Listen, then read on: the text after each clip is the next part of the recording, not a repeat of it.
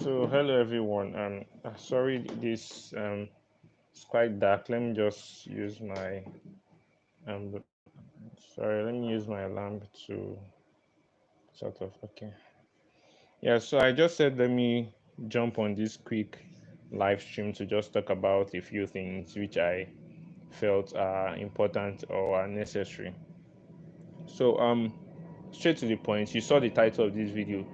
Most times most times scammers make most of us paranoid, or what scammers have been doing in the past and even till now are making a lot of us very very paranoid. And it's really saddening. Let me just quickly tell you a brief story or why I decided to do this video. I just came back from work.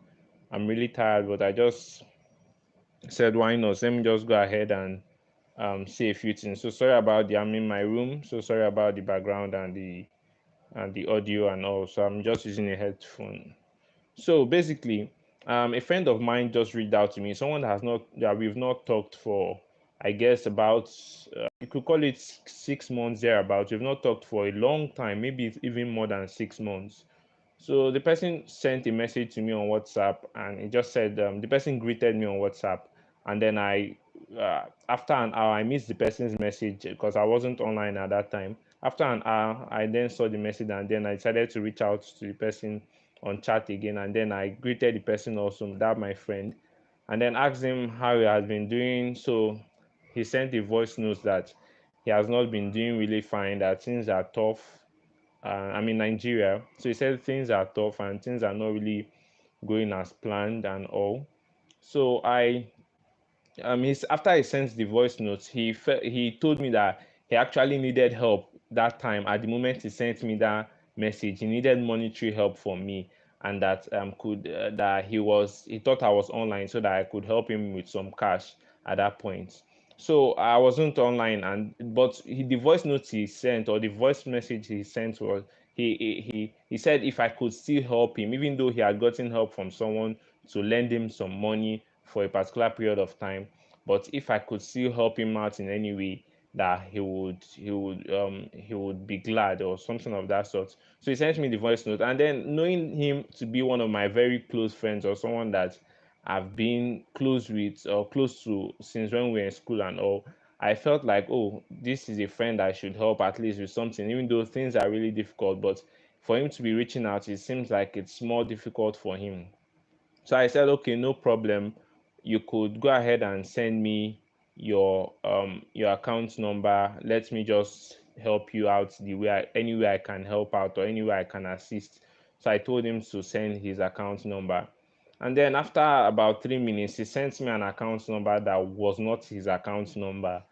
And then I was at this point, I got how do I call it? But at this point, I was paranoid. I became paranoid. I felt like, why would he send me an account number that was not his account number? And then at this point, I started to doubt if it was my friend or if his account had been hacked. But on the other hand, the voice note he sent to me was his voice, and it was not like something that was recorded. But I was still paranoid, and you won't blame me, because you might, I don't know if you watching have been through any scam, or if you know someone that's been through any scam, but it sort of instills this consciousness of fear, or not fear, paranoia.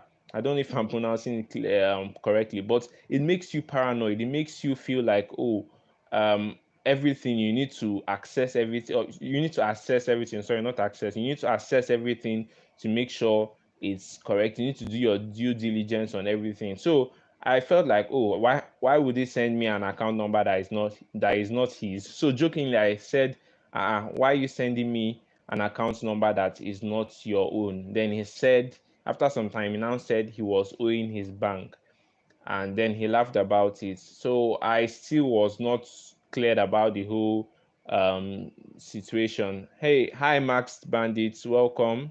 Welcome, welcome. I'm glad that you're joining. So I said I felt like, oh, why would he send this? So I had to call him. I had to call him via WhatsApp, and then he told me he was on the way. He picked up the call, and then he spoke to me, And at that point, I knew that it was my friend that was speaking, that it was not a scammer or someone that impersonated him or something. And so he explained to me that he had been in some issues, and then he had to borrow from the bank. Even at the moment, his bank account is reading in minus, something of that sort. So at that point I felt convinced that okay, it was him, because I could hear his voice and we were chatting. So what am I trying to say in all of this is that I've gotten to the point where every single thing I do, and I'm sure most of us are like that. Most of us that have either been victim of scams, or most of us that know about scams, or that have had people close to us being become a victim of scams. Most of us are paranoid. Okay, so I just highlighted some points which I want to quickly share after telling this my story. So the reason I said most of us could be paranoid is because now the first thing that happens when we are paranoid is we we don't give, or we find it difficult to give. The reason I'm saying this is, for example, now I could have easily said, "Oh, this is a scammer," and then I will ignore him. And I know in most cases there are some people out there that need help, either online or on different platforms, that will be requesting for help, this sort of help. They might maybe be sick, or they might have someone in the hospital and they will need some help online. But because people have seen that scammers have gone to the extent of impersonating, or gone to the extent of even faking accidents. Scammers have gone to the extent of lying that they're in the hospital or something. Like, people are now cautious. Oh, if they see a picture of someone who is not feeling fine, they will just ignore it and say, "Oh, this is another scam. This is a scammer using a picture of someone that is sick to try to extort money from people." Yes, I won't blame you if you think that way. I personally also feel that way most times. If I see a picture of someone who is sick, and on social media, maybe on Twitter, the person sends a message that please help me, I help my brother. My brother is sick, and my brother needs some sort of help on to get medical attention. When I see that sort of message, uh, something in me tells me, oh, this is a scam. You really need to be careful. But it might not actually be a scam. But what you should do is, in such cases like that, when you really need to help someone, or when you feel something is a scam, go the extra mile. Scammers should not. I'm saying this, and I'm really emotional about this. Scammers should not prevent you from being who you are, from helping people, from giving. If you saw that message on Twitter, maybe for example, you saw the message of someone that needs medical help, and you're not sure if it's a scammer that is using that person's picture, you can make a call the person, try to reach the person via call. If you have time, make visit the person in the hospital that is really sick, and then you can go ahead and make the payments if you know you are capable of helping the person financially with the medical bills and with the surgery or whatever the person needs. Don't easily write off the person and say, "Oh, this is obviously a scammer." In some cases, it is not a scammer behind those stuff, but scammers have made things so bad, so bad, especially in Nigeria. It's really bad. It's really bad that everything will easily think that every single thing is a scam, and everyone asking for help is a scam. I'm really emotional about this because it has affected me a lot. It has affected me a lot. But this time I've told myself, if I know someone genuinely needs help, I will make sure I investigate. If it's someone that's in the hospital, I'll say, okay, can I have a video call with the person that is not feeling fine, or can I have a medical receipt or something? I would find a way to, like, if I want to help, I'll find a way to help that person. Okay, that is the first scenario. The second one is that scammers have made us doubt when we want to do some sort of investment, or when we want to invest. For example, I've seen myself. I think it's the way I don't know if it's the way I grew up, but I would say I'm a low risk is it investor or something of that sort. I don't really take lots of risks when it comes to investing. Please, if you are watching, please, you can go ahead and leave a like on this live stream, just for more people to see it. So, like, I barely, I don't really put, I wouldn't say I'm a high risk sort of person when it comes to investing. And then scammers have made this thing worse. For example, you see a scholarship. I'm that type of person. I'll see a scholarship, or I've seen scholarship opportunities where, oh, they say this is a scholarship to this country, or this is a scholarship to study in this place, and then I look at it.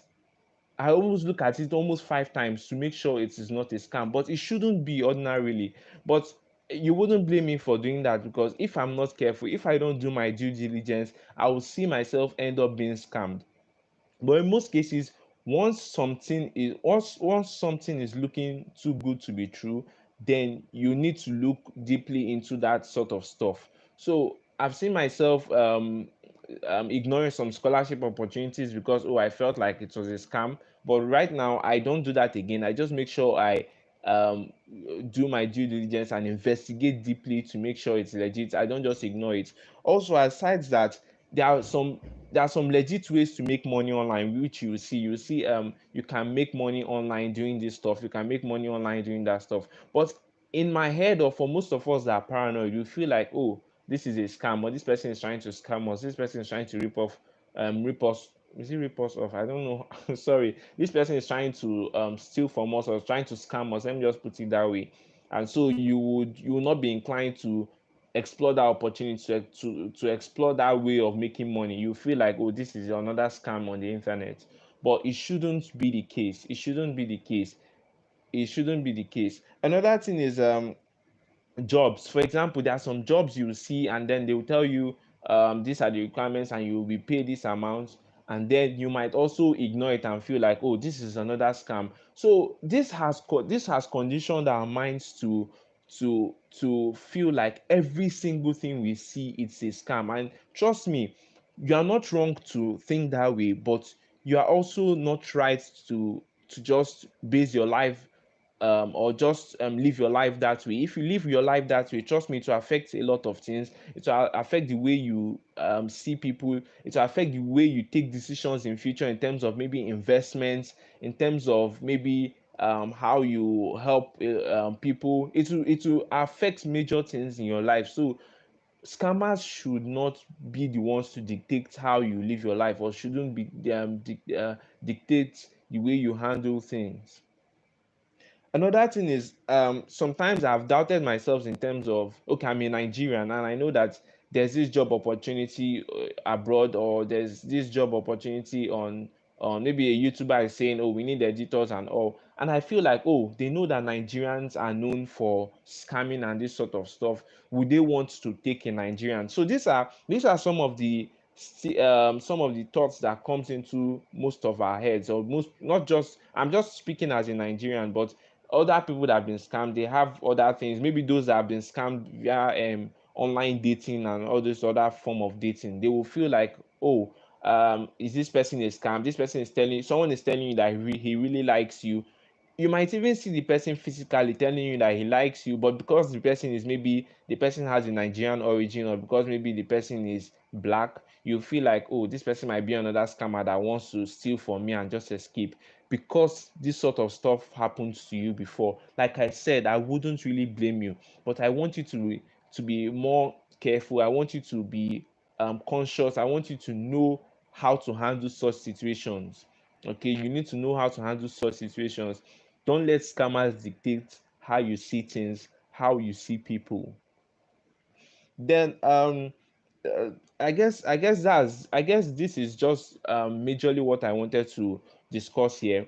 Don't be paranoid. If you're paranoid, please and please find a way to do your due diligence. That will help you in all cases. Don't just it's good to assume everything is a scam in the first place, but um yeah, I guess I've said it all, so that I don't just keep rambling um so I don't just keep rambling. So yeah, thank you. That's all I want to share with you in this video. And I also want to make an announcement. I know I have had so many subscribers that have been so supportive from the since I started my channel till now. I've had a lot of people also join me newly from other scam baiting community, like CJ Scams, Scammer Payback, and I can't remember some of their names. But yeah, there have been a lot of people that have joined me from other communities, and I really appreciate it. So I currently I'm trying to make start selling my merch. I just did the designs and I've done the whole design and everything. So I would show you some designs in the community tab if you want to assist me. Okay, just to do more videos, just to show your support. I would really, really, really appreciate it. Okay, just go there, get any merch you could get, the cheapest, whatever you can get. I would really appreciate it. I would also try to put the link in this live stream if I can remember. If not, please check the community tab, or you can, if you want to see the merch. They are really good. They are really good. I had some writings on the merch to just show that you have awareness against scams and so on. You will see it. They're like puns. I don't know what they call them, or puns or words. All these punchlines. I think that's what they call them. But you will see the merch very soon. So if you're interested, you can go ahead and grab your copy, or just support me your own way. So I see someone just joined. So the live stream is already coming to an end. So you can leave a like or leave a comment in the comment section. Sorry if I didn't see your comment, because I just had to get this message across. And yeah, thank you. And I'll see you in my next video. Remember to stay safe. I love you all. Things are hard, especially in my country, Nigeria, but I know things also wouldn't be rosy wherever you are. So just keep on doing what you can, keep on moving, keep on living, keep on being a better person. And I guess that's just the most important thing in life. So yeah, I'll see you in my next video.